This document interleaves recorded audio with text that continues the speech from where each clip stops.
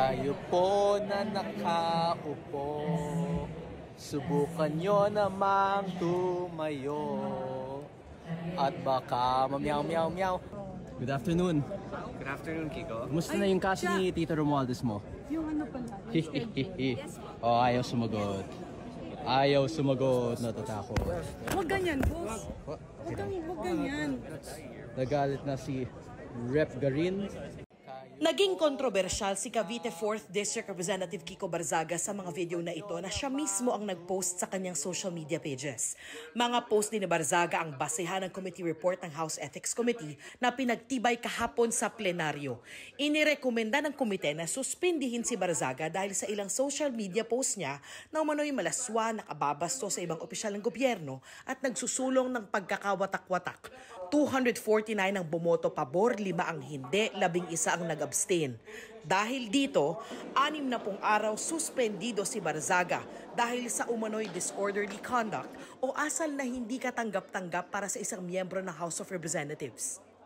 Recommends the imposition of the penalty of 60 days suspension from office without the benefit of salaries and allowances. Nagugat ito sa ethics complaint na inihain ni House Deputy Speaker at Antipolo Representative Ronaldo Puno at iba pang kongresistang dating kasama ni Barzaga sa NUP o National Unity Party. Ayon sa komite, lumabag si Barzaga sa rules ng Kamara base sa Republic Act 6713 o Code of Conduct and Ethical Standards for Public Officials and Employees.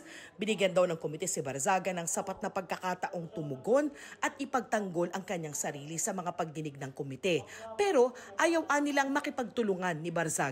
Hindi sumipot si Barzaga sa unang pagdinig ng komite dahil abala raw siya sa paglalaro ng video games noong gabi bago ang pagdinig.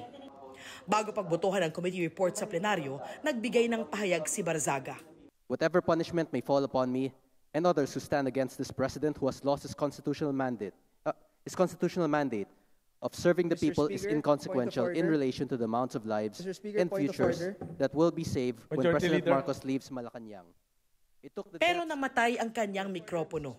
I would also like to put on record, Mr. Speaker, that the respondent has been given an opportunity to explain his defense at the proper forum and we have accorded him that. Pagkatapos ng botohan, ipinaliwanag ng ilang kongresistang bumoto ng hindi pabor sa committee report.